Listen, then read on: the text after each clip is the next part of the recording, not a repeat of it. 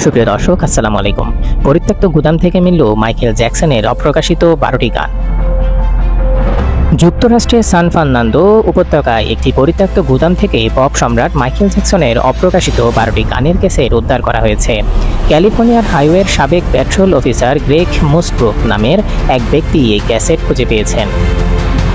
56 বছর বয়সী মানুষটি এখন কাজ থেকে অবসর নিয়েছেন।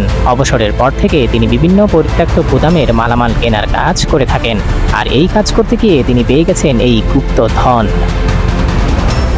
কিছুদিন আগে মুসক্রোফ একটি গুদাম কিনেছেন। একসময় যে গুদামের মালিক ছিলেন সঙ্গীত প্রযোজক ও গায়ক ব্রায়ান লরেন। সেখান থেকে মালামাল সরাতে গিয়ে কিছু অডিও ক্যাসেট মুসক্রোফের হাতে আসে। ওই ক্যাসেটগুলোর পরীক্ষা করতে মুসক্রোফ জানতে পারেন সেগুলো মাইকেল জ্যাকসনের 12টি গান, যা প্রকাশ হয়নি এখনো। পরীক্ষা নিরীক্ষা করে বেরিয়ে এসেছে জ্যাকসনের ওই গানগুলোর রেকর্ডের সময় 1989 থেকে 1991 সালের মধ্যে জ্যাকসনের ডেঞ্জারাস অ্যালবাম প্রকাশের আগে ওই গানগুলো নিয়ে কাজ করেছিলেন বলে ধারণা করা হচ্ছে। মুসক্রোফ জানান তিনি জ্যাকসনের সব ফ্যান সাইট খুঁজে দেখেছেন এই গানগুলোর বিষয়ে জানতে। মুসক্রোফ বলেন সেখানে শুধুমাত্র গানের কিছু অংশই আছে, পুরো গান কোনো সাইটেই নেই। কয়েকটি গান নতুন, কিছু গানের বিষয়ে তথ্য আছে। গানগুলো শুনছি আর শিউরে উঠছি, কারণ গানগুলো পৃথিবীতে আমার আগে কেউ শুনেনি।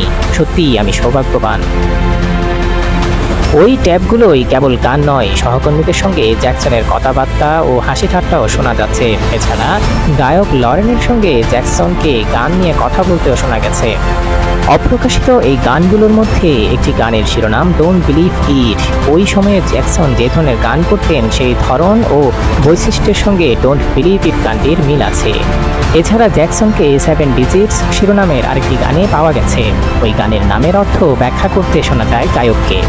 এই 7 ডিজিটস ছিল মর্গে মৃতদেহের জন্য ব্যবহৃত চিহ্নিতকরণ নম্বর।